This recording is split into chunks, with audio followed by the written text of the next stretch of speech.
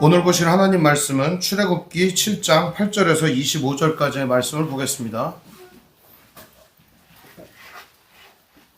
출애굽기 7장 8절에서 25절입니다.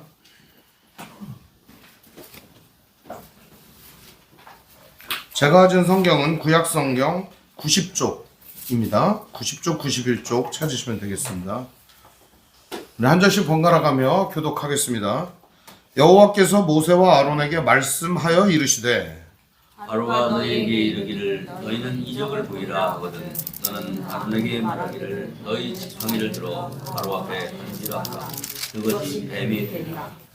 모세와 아론이 바로에게 가서 여호와께서 명령하신 대로 행하여 아론이 바로와 그의 신하 앞에 지팡이를 던지니 뱀이 된지라. 바로도 해님들과 마술사들을 부르매 그 애국 요술사들도 그들의 요술을 내고 그와 지하니 각 사람이 지팡이를 던짐에 뱀이 되었으나 아론의 지팡이가 그들의 지팡이를 삼키니라. 그러나 바로의 마음이 완악하여 그들의 말을 듣지 아니하니 여호와의 말씀과 같더라. 여호와께서 모세에게 이르시되 바로의 마음이 완강하여 백성 보내기를 거절하는도다.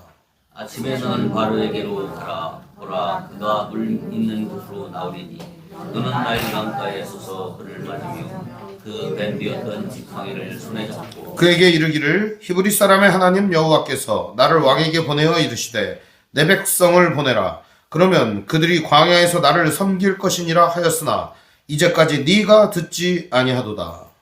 여호와가 이같이 이르노니 내가 이로 말미암아 나를 여호와인 줄 알리라. 볼지어다 내가 내 손의 지팡이로 나일강을 치면 그것이 피로 변하고 나일강의 고기가 죽고 그 물에서는 악취가 나리니 애굽 사람들이 그 강물 마시기를 싫어하리라 하라. 여호와께서 또 모세에게 이르시되 아론에게 명령하기를 네 지팡이를 잡고 네 발을 애굽의 물들과 강들과 문어와 옷과 모든 오수미에 내밀라 하라. 그것들이 피가 되니 애굽 온 땅과 나무 그릇과 물 그릇 안에 모두 피가 있으리라. 모세와 아론이 여호와께 명령하신 대로 행하여 바로와 그의 신하의 목전에 지팡이를 들어 나일강을 치니 그 물이 다 피로 변하고 나일강이 고기가 죽고 그 물에서는 악취가 나니 애굽 사람들이 나일강 물을 마시지 못하며 애굽 온 땅에 피가 있으라. 애굽 요술사들도 자기들의 요술로 그와 같이 행함으로 바로의 마음이 완악하여 그들의 말을 듣지 아니하니 여호와의 말씀과 같더라. 바로가 돌이켜 궁으로 들어가고 그 일에 관심을 가지지도 아니하였고 애굽 사람들은 나일 강물을 마실 수 없으므로 나일 강가를 두루 파서 마실 물을 구하였더라. 여호와께서 나일강을 치시니 이래가 쳤다. 아멘. 네, 오늘 말씀의 제목은 여호와의 말씀과 같더라 라는 제목으로 말씀의 은혜를 나누겠습니다. 여호와의 말씀과 같더라. 네, 오늘 말씀은 지난 시간에 이어지는 말씀으로 이스라엘 백성들을 하나님께서 구원하고자 모세와 아론을 보냅니다. 지지리도 말 안 듣는 모세를 하나님이 시켜가지고 세워가지고 어떻게 어르고 달래고 꼬셔가지고 보내는 장면입니다. 이것이 너무나도 지리멸렬한 장면이에요. 아주 지루해요. 왜냐하면 하나님께서는 한 사람을 그렇게 설득하는데 긴 시간을 들이신다는 겁니다. 저는요, 오늘 하나님이 이와 같이 우리들에게도 지루한 시간을 견뎌가면서 설득하시는 것 같습니다. 때로는 자존심 상하고 하나님으로서 말도 안 되는 상황을 겪어야만 하지만 하나님은 오늘 그것을 즐기시는 것 같아요. 참으시고 인내하시고 우리들을 대하여서 그것들을 계속적으로 행하여 나아가시는 것입니다. 그럴 때 여러분, 그 하나님의 인내심을 바라볼 때 어떤 생각이 드십니까? 저는 굉장히 하나님께 감사한 마음을 갖고 또 그 하나님이 위대하고 놀라운 분이라는 생각밖에 들지 않습니다. 왜냐하면 나 같은 자를 참아주시고 끝까지 인내하시는 그 하나님을 볼 때 그 하나님의 은혜가 너무나도 감격스럽고 크게 느껴지기 때문입니다. 때로는 반항하고 때로는 말도 안 듣고 하나님이 없다고 말하기도 하고 하나님의 뜻이나 이 말씀보다 내 생각과 내 마음을 앞세우는 내가 뭐가 이쁘다고 하나님이 여전히 나를 사랑하고 여전히 나에게 하나님의 말씀을 들려주시고 어르고 달래서 이 말씀을 행하게 하시는 그 하나님이 너무나도 놀랍고 은혜로운 분이라는 생각이 듭니다. 오늘 그 하나님은 이제 드디어 모세를 바로에게 보냅니다. 보내면서 하나님은 하나하나 일러줍니다. 이게 포인트예요. 오늘 말씀은 하나님이 얘네들이 할 행동과 제스처를 알려줘요. 그리고 가서 이렇게 말해라. 그냥 할 말도 그냥 아예 일러줘요. 대사를 일러주는 거죠. 그냥 마치 꼭두각시 노릇하라 이거죠. 가서 너희들 말하기 어려우니까 이거 이렇게 해라. 하나님 아예 가르쳐주는 거예요. 그것도 못하면 안 되겠죠. 근데 모세와 아론은 이미 하나님의 손에 붙들린 바 되었습니다. 이미 하나님의 선한 뜻대로 하고자 이미 결심하였습니다. 어쩌면 성도가 된다는 것은 바로 그런 결심이 서는 장면이죠. 내가 하나님의 뜻대로 하겠다라고 하는 결심이 선 사람들입니다. 그래서 오늘 우리들은 이 세상의 그 어떤 이론이나 철학이나 그 어떤 가치보다 하나님의 말씀을 귀히 여기고 그것을 따르고자 이 자리에 있는 것입니다. 오늘 말씀은 이렇게 시작하죠. 8절에 보면 여호와께서 모세와 아론에게 말씀하여 이르시되, 늘 나오는 이야기인데요. 이 말씀하여 이르시되라는 말이요. 오늘 여기서는 좀 특별하게 비추어집니다. 왜냐하면 오늘 말씀에 주제 말씀이 있어요. 제목이 뭐죠? 여호와의 말씀과 같더라 라는 제목이에요. 13절과 22절에 등장을 하는 이야기입니다. 말미에 이런 말이 나와요. 여호와의 말씀과 같더라. 이게 무슨 말이냐면 하나님 말씀대로 되었다라는 말입니다. 하나님의 말씀대로 이루어진다라고 하는 것을 우리에게 보여주는 거죠. 그러니까 오늘 여기 여호와께서 모세와 아론에게 말씀하여 이르시되 그 말씀대로 되는 거다. 성경은 우리에게 이거를 가르쳐 주는 겁니다. 하나님 말씀하시고 이루신다. 하나님은 말씀을 하시는데 그 말씀이 반드시 이루어지는 것이다. 인간의 말처럼 거짓말이 섞여 있거나 혹은 모자라거나 미진하거나 이런 게 아니라 완벽하게 그분의 뜻이 말씀하신 대로 이루어진다. 이걸 우리에게 확실하게 가르쳐 주는 거예요. 그래서 오늘 우리들은 이 세상의 헛소리들이나 사람들이 짓거리는 이야기들에 귀를 기울일 것이 아니라 너무나도 분명하고 확실하고 명확하게 이루어지는 그 하나님의 말씀을 우리의 삶의 표준과 기준으로 삼아야 합니다. 그래야만이 인생이 진정으로 가고자 하는 방향으로 갈 수 있으며 가장 좋은 길을 하나님 아시기에 그 길로 갈 수 있는 것입니다. 그래서 오늘 이 하나님이 말씀하심에 이 말씀이 굉장히 강렬하게 다가오는 겁니다. 뭐라고 말씀하시는가? 이제 드디어 모세와 아론에게 가라고 말씀하십니다. 바로가 너희에게 이르기를 너희는 이적을 보이라 하거든 너는 아론에게 말하기를 너의 지팡이를 들어서 바로 앞에 던지라 하라. 그것이 뱀이 되리라. 그 하나님이 지시를 그냥 자세히 해주는데 이 연극을 하시는 거예요. 하나님이. 이게 재밌는 장면인데 원래 이게 막 딱딱하게 보는 장면 아니에요. 야, 바로 앞에 가면 바로가 이적을 보여봐 라고 할 거야. 그러면 너희들이 이렇게 하는 거야. 야, 아론아 해봐라. 그럼 아론이 이제 3살 위에 형님이에요. 이제 형님한테 시키는 거죠. 아론아 해봐. 그럼 아론이 지팡이를 팍 던지면은 뱀이 촥 된다. 요거를 하나님이 연기를 하면서 보여주는 겁니다. 이렇게 하는 거 알았지? 예, 알겠습니다. 그러고 갑니다. 자, 이제 가서 어떻게 하는가? 10절에 보니까 이렇게 되어 있습니다. 모세와 아론이 바로에게 가서 여호와께서 명령하신 대로 행하여 아론이 바로와 그의 신하 앞에 지팡이를 던지니 뱀이 된지라. 여기까지는 너무 좋습니다. 시킨 대로 하니까 그대로 되는 거 아닙니까? 이게 바로 하나님의 말씀대로 순종했을 때 일어나는 일이라는 겁니다. 그대로 이루어지는 겁니다. 지팡이를 던지니까 뱀이 촥 됩니다. 근데 이 뱀 얘기가 나오고 지팡이 얘기가 나오고 요것들은 전부 다 메타포입니다. 따지고 보면 상징이에요. 상징. 무슨 상징이 들어있느냐? 뱀이라고 하는 건 뭘 상징한다고 그랬어요? 이스라엘 그들을 압제하고 있는 바로 왕을 상징하는 겁니다. 그러니까 뱀이라고 하는 존재는 바로 왕, 이 코브라가 여기 정면에 달려 있거든요. 왕관에 이렇게 쫙 이렇게. 근데 이 코브라, 그러니까 이 뱀은 왕을 상징하는데 지팽이 하나로다가 뭘 만드는 거예요? 뱀을 만드는 거죠. 팍 던지면 그게 뭐가 되는 거예요? 뱀이 되는 거잖아요. 그러니까 바로 왕은 어떤 존재예요? 마른 막대기 같은 존재라는 거예요. 지팽이를 팍 던져가지고 뱀을 만든 이 메타포는 그냥 상징이 아니라 너희들이 그렇게 위대하다고 말하고 너희들이 그렇게 숭상하는 신이 된 왕, 그 왕이 뭐 같다? 이 마른 막대기만도 못한 인간이다. 그걸 보여주는 겁니다. 그는 신이 아니야. 이 마른 막대기가 만도 못한 인간이야. 이거를 하나님이 보여주려고 지팡이를 던져서 뱀을 만든 겁니다. 그걸 누구 앞에서? 바로 앞에서 보여주는 겁니다. 너 임마 이거 지팡이만도 못한 인간이야. 딱 던지자 뱀이 샥 되는 겁니다. 놀랐겠죠. 그리고 열받았겠죠.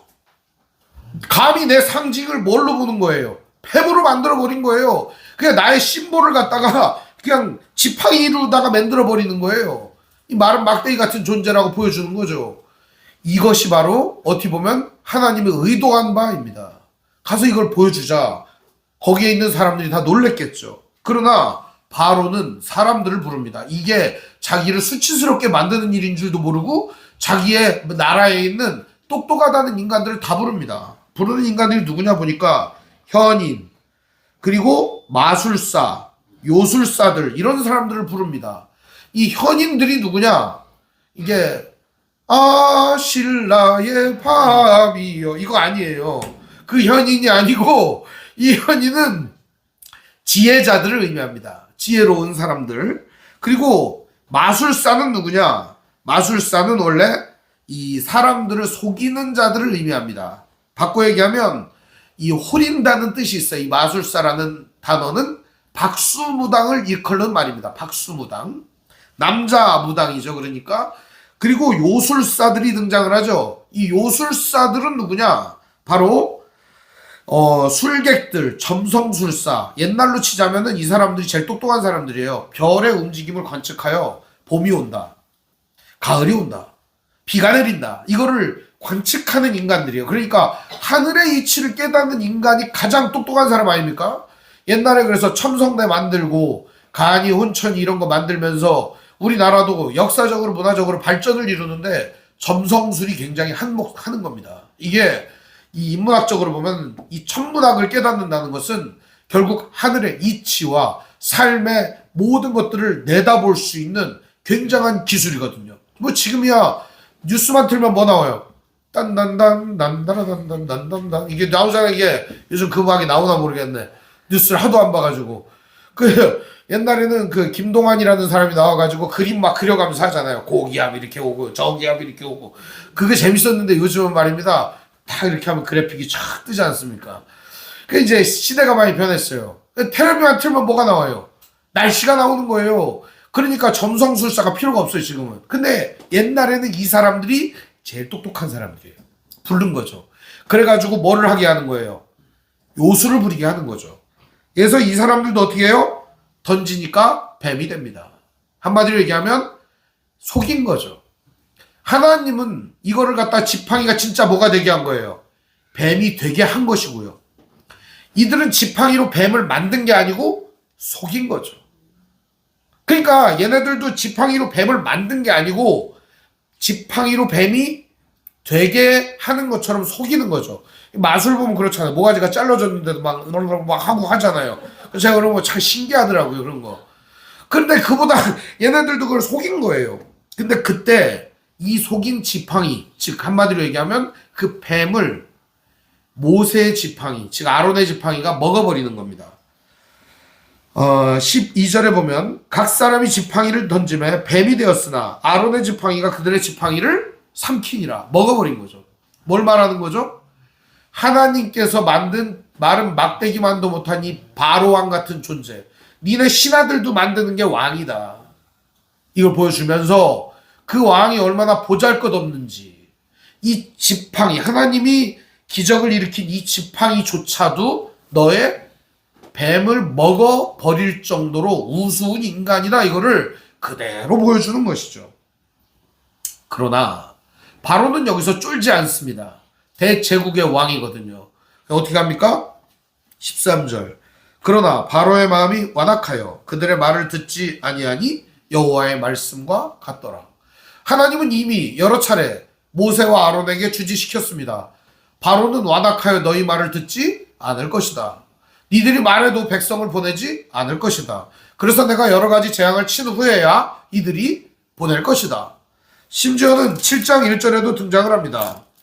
여호와께서 모세에게 이르시되 볼지어다 내가 너를 바로에게 신같이 되게 하셨은즉 내 형 아론은 내 대언자가 되리니 내가 네게 명령한 바를 너는 내 형 아론에게 말하고 그는 바로에게 말하여 그에게 이스라엘 자손을 그 땅에서 내보내게 할지니라. 내가 바로의 마음을 완악하게 하고 내 표징과 내 이적을 애굽 땅에서 많이 행할 것이나 바로가 너희의 말을 듣지 아니할 터인즉 내가 내 손을 애굽에 뻗쳐 여러 큰 심판을 내리고 내 군대 내 백성 이스라엘 자손을 그 땅에서 인도하여 낼지라. 한마디로 얘기하면 하나님께서는 이스라엘 백성들을 안 보낼 거라는 걸 알면서 이걸 하라고 한 겁니다. 모세와 아론도 받아들였습니다. 하나님께서 이걸 하려고 하는 이유가 무엇일까? 이제부터 10가지 재앙이 시작되는 겁니다. 이 10가지 재앙은 전부 다 뭐하고 관련이 있느냐? 애굽이 숭상하고 있는 신과 관련이 있습니다. 바꿔 얘기하면 애굽의 가장 최고의 신이었던 바로를 뭘로 만드는 거예요? 뱀새끼로 만들어버리는 거죠. 그것부터 시작하여 결과적으로 이 모든 전 과정은 전부 다 인간이 하나도 개입되지 않습니다. 10가지 재앙에 인간이 하나도 개입이 안 돼요. 전부 다 미물, 우리가 우습게 여기는 것들, 메뚜기, 무슨 이 개구리 이런 시원찮은 것들로다가 다 전부 다 재앙을 줍니다. 이게 뭐냐? 미물로도 하나님은 너희들을 집어삼킬 수 있다는 걸 보여주며 너희들은 미물보다 못한 존재라는 걸 보여주는 겁니다. 그들이 신으로 숭상하는 것들은 결과적으로 그 미물들이었습니다. 이게 하나님의 자리에 있지 않습니까? 미물을 올려놓는 거예요. 하나님의 자리에다가 인간을 올려놓는 거예요. 하나님의 자리에 어떤 이론이나 철학을 올려놓는 거예요. 그게 바로 우상숭배입니다. 하나님의 자리에 돈을 올려놓고 하나님의 자리에 권력을 올려놓고 그거 자체가 다 우상숭배인 거예요. 어떻게 되겠어요?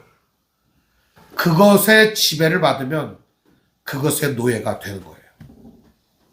우리가 하나님과 함께 하나님의 다스림을 받으면 하나님의 백성이 되고 자부심을 가진 하나님의 사람이 되지만 우리가 우상을 숭배하게 되면 우상의 노예가 되는 거예요. 이거를 모르면 노예로 계속 살아갈 수밖에 없는 거죠. 첫 번째 재앙이 시작됩니다. 첫 번째 재앙은 나일강을 피로 만드는 재앙이었습니다. 요거를 옛날에는 우리 주일학교 때 외웠어요. 피, 개, 이, 파, 악, 독, 우, 매, 암, 장 이렇게 외웠어요. 쉽게 외우는 방법도 있어요. 강, 개, 이, 파, 수, 독, 우, 확, 황, 감, 장 이렇게 외우는 방법도 있어요.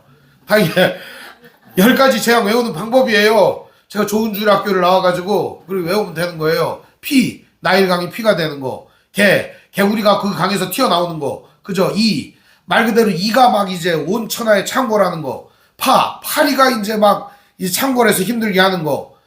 악, 악질이라고 해서 이제 요거는 짐승들한테 막 이렇게 수역이죠. 수역. 그 다음에 독, 독종은 사람의 몸에 나는 겁니다. 독종, 피부병. 그 다음에 우박이 내려가지고 다 때려 부시는 거죠. 남은 거를 갖다 누가 먹냐? 그 다음에 메뚜기가 와서 싹 갉아먹는 거죠. 그 다음에 3일 동안 흑암이 있었어요. 태양이 안 뜨는 거죠. 그 다음 마지막으로 장자의 죽음이죠. 이렇게 해서 10가지 재앙이 쫙 이렇게 펼쳐지는 건데 좋은 주일학교 나온 사람들은 다 외우는 거예요. 못 외우는 사람은 외우시면 됩니다. 제가 매번 할 때마다 할게요. 금방 외워질 겁니다. 자, 근데 이게 10가지 재앙을 주는데 10가지 재앙은 애굽이 숭상하고 있던 신을 무력화시키는 작업이었습니다. 이스라엘 백성들이 그 전까지 신이라고 알고 넙죽넙죽 절하고 신이라고 알고 물건을 갖다 바치고 정성을 갖다 바치고 인생을 갖다 바쳤던 그 거지 같은 것들이 아무것도 아니다. 이걸 가르쳐 주는 거예요. 그런 나 빼내려고 하는 거야, 하나님이. 애굽에서 아예 정리를 하려고 하는 거예요. 여기서 그냥 얘네들이 절하던 거 그거 그대로 그냥 끌어내갖고 가나안에다 집어넣으면 뭐 하겠어요? 여기서 하든지 그대로 할 거 아니에요. 그러니까 이들에게 가르쳐 주는 거예요. 니들이 지금까지 섬기던 거 신 아니야. 니들이 지금까지 최고로 여기던 거 그거 최고 아니야. 이거 가르쳐 주시려고 하나님이 이 10가지 재앙을 부어 주시는 겁니다. 자, 첫 번째 재앙을 한번 보시죠.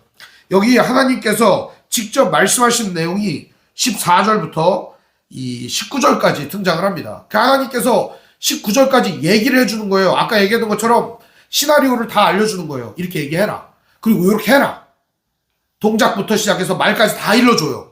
그런 다음에 걔네들이 모세와 아론이 20절부터 24절까지 그대로 하는 겁니다.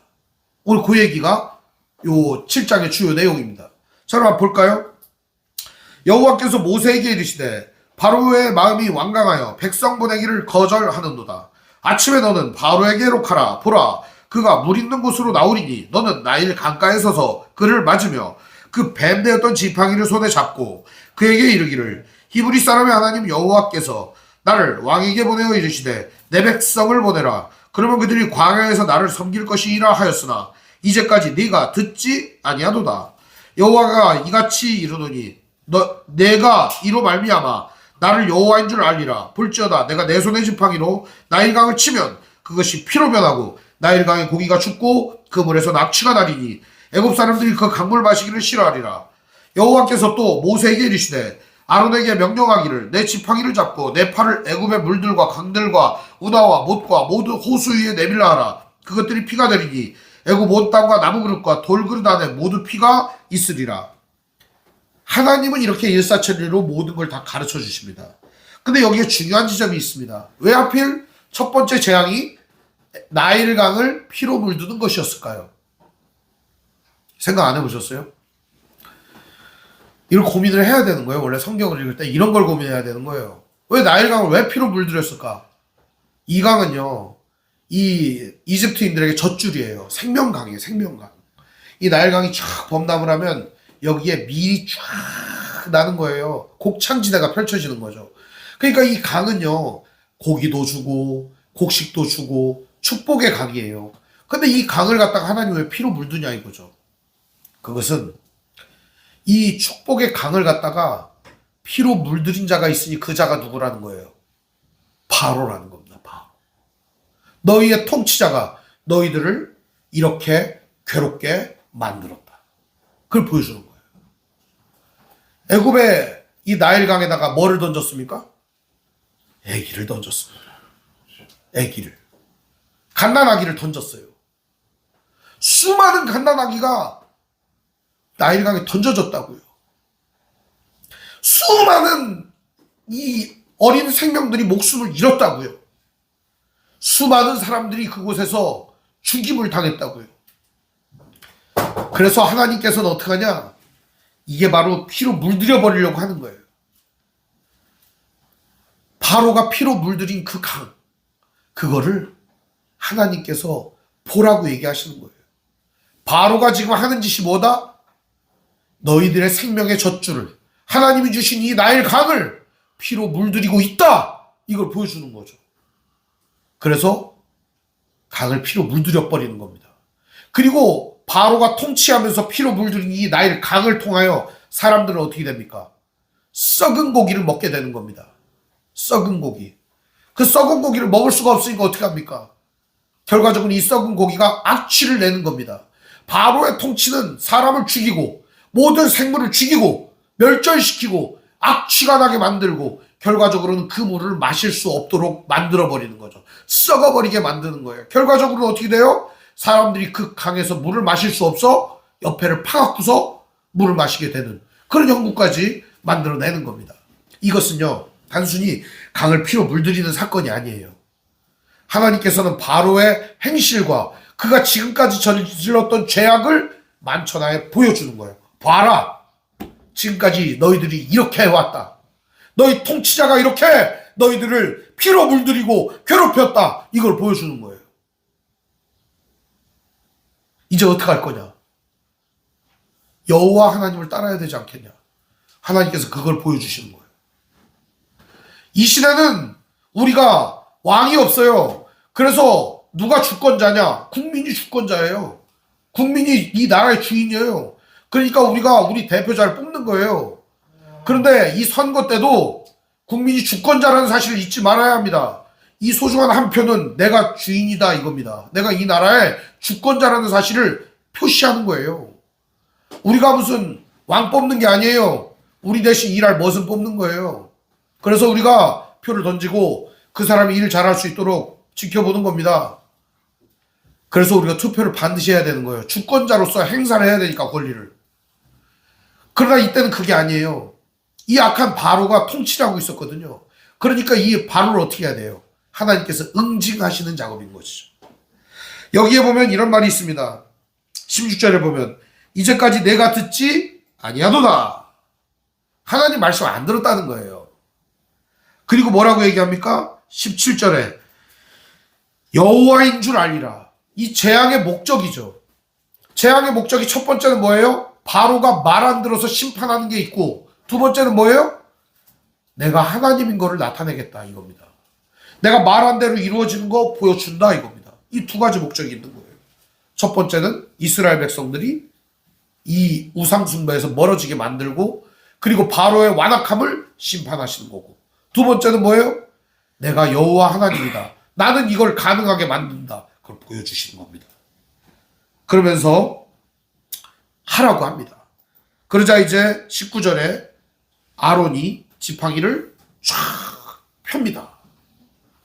그렇게 하자 어떻게 됩니까? 20절에 보니까 모세와 아론이 여호와께서 명령하신 대로 행하여 바로와 그의 신하의 목전에서 지팡이를 들어 나일강을 치니 그 물이 다 피로 변하고 나일강에 고기가 죽고 그 물에서는 악취가 나니 애굽 사람들이 나일강 물을 마시지 못하여 애굽 온 땅에는 피가 있으나 애굽 요술사들도 자기의 요술로 그와 같이 행함으로 바로의 마음이 완악하여 그들의 말을 듣지 아니하니 여호와의 말씀과 같더라.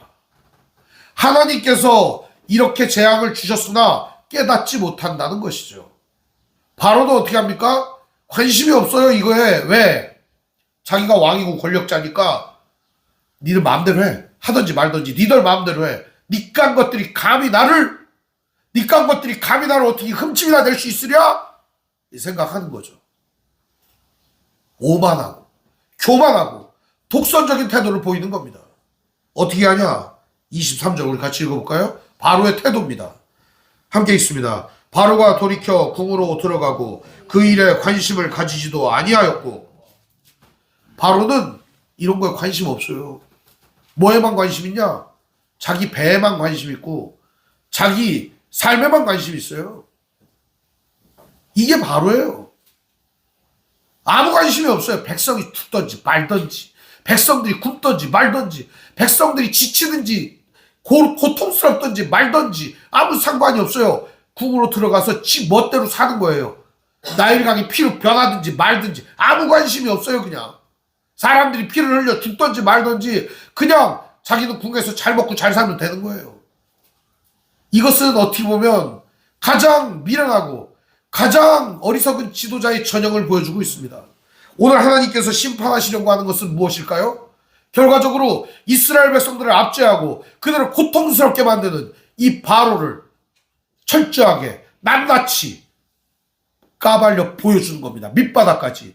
이 뱀밖에 안 되는 존재, 마른 막대기만도 못한 존재이다. 이걸 보여주는 거예요. 아울러 전능하신 하나님이 얼마나 위대하신가를 이 자리에서 보여주시는 것입니다.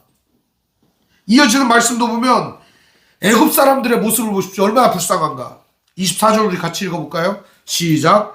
애굽 사람들은 나일 강물을 마실 수 없으므로 나일 강가를 두루 파서 마실 물을 구하였더라. 각자 도생하는 거야 그냥. 왕이 뭘 해? 왕이 이럴 때는 어떻게 해요? 샘을 팔아. 이렇게 해야 될 거 아닙니까? 그런 거 없어요. 그냥 왕궁 들어가는 거예요 그냥. 뭐 미친놈들 이거 그냥 와서 그냥 해집어 놓는구나. 그러고 마는 거죠. 각자 도생하는 거예요. 백성들은 그냥 샘 파갖고 마실 물 구하려고 하는 거예요. 근데 그게 마실 물이 구해지는 게 아니에요. 이들은 이미 집에 있는 밥그릇, 나무 그릇, 쇠 그릇 이런 데 전부 다 피로 변해버렸어. 모든 물이. 안타깝죠.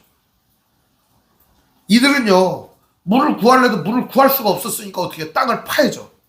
땅을 파서 물을 구하는 거예요. 여호와께서 나일강을 치신 후 이래가 지나니라. 7일이 지나도록 바로가 뭘 했나요? 아무것도 하지 않습니다. 7일은요 매우 중요한 시간입니다. 사람이 물 없이 7일 버틸 수 있나요? 힘듭니다. 여기는 낮에는 뜨겁고 밤에는 추운 곳입니다. 어떻게 버텨요? 버틸 수 없는 곳이에요. 이제 더 이상 백성들은 버티기 어려운 지경에 처했다는 걸 보여주고 있습니다. 그때 하나님이 이 이스라엘 백성들을 구원하시고 그들에게 참상을 보여주시는 겁니다. 봐라. 이 피로 물드는 이 나라와 민족, 나일강이 신이 아니야. 바로가 신이 아니야. 너희들이 지금까지 섬기던 그것들은 너희들에게 해를 끼치는 것들이야.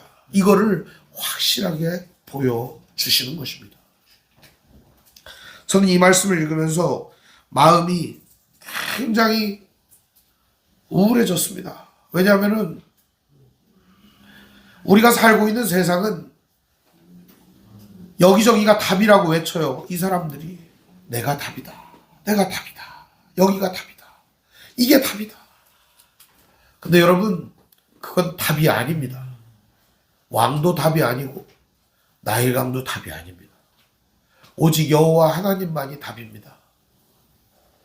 오늘도 이 세상을 다스리고 통치하시는 이가 전능하신 하나님이라는 사실을 기억하시기를 바랍니다.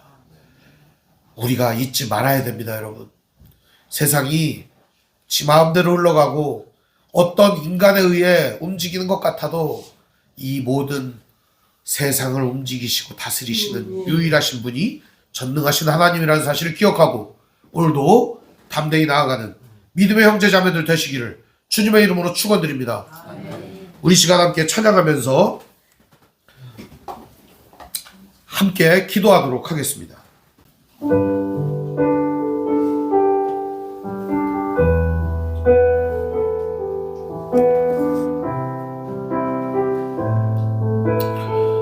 가사를 생각하며 함께 찬양합니다. 아바 아버지, 아바 아버지, 나를 안으시고 바라보시는 아바 아버지, 아바 아버지, 아바 아버지, 나를 도우시고 힘주시는 아버지. 다시 한번 아바 아버지, 아바 아버지, 아바 아버지, 나를 안으시고 바라보시는 아바 아버지, 아바 아버지, 아바 아버지, 나를 도우시고 힘주시는 아버지. 주는 내 마음을 고치시고 볼 수 없는 상처 만지시네. 나를 아시고 나를 이해하시네. 내 영혼 새롭게 세우시네. 주는 내 마음을 고치시고 볼 수 없는 상처 만지시네. 나를 아시고 나를 이해하시네. 내 영혼 새롭게 세우시네. 나를 아시고 나를 이해하시네. 내 영혼 새롭게 세우시네. 오늘 시간 말씀을 붙잡고 함께 기도하는 시간 갖도록 하겠습니다. 이 세상에 아무리 어려운 게 있더라도, 이 세상에 아무리 믿을만한 게 있더라도 하나님만이 우리의 유일한 의지시고 믿음의 대상임을 잊지 않고 오늘도 하나님 붙잡게 해달라고 이 시간 우리 주여 한번 부르짖고 기도하겠습니다. 주여! 아버지 하나님, 오늘 시간도 하나님의 은혜를 우리가 받고 누리고 살아갑니다. 그 모든 것이 하나님으로부터 비롯되었고 그 모든 것이 하나님으로부터 시작되었음을 고백합니다. 오늘도 우리의 믿음을 아버지 하나님 담대하게 하여 주시옵시고 우리에게 도움을 주시고 우리를 이끄시고 우리를 보살펴 주시고 날마다 함께하여 주시옵시고 보이지 않는 상처까지 어루만져 주시는 그 하나님을 의지하며 오늘도 담대히 나아가게 하여 주시옵소서. 오늘도 우리 주신 말씀 기억하며 아버지 하나님 뜻 가운데 나아가게 하여 주시옵시고 아버지 하나님께서 우리의 삶에 선한 역사를 이루실 그때를 기다리며 오늘도 하나님의 뜻을 행하며 아버지 하나님의 말씀대로 나아가는 믿음의 형제자매들 되게 하여 주시옵소서. 오늘도 선한 능력으로 우리의 삶이 뒤덮이게 하시고 하나님의 영광과 하나님의 선한 역사가 일어나게 하여 주시옵소서. 아버지 하나님 오늘 성도들 한 사람 한 사람 주님께서 참으시고 주님 인내하시고 보살펴 주시고 이끄심을 체험하고 깨닫게 하여 주시옵소서. 아버지 하나님 오늘 시간도 주의 은혜를 부어주셔서 우리의 마음과 영혼이 새로워지고 말씀 앞에 든든히 서가는 귀한 시간 되게 하여 주시옵소서. 아버지 하나님 오늘도 우리에게 선한 역사를 부어 주시옵소서.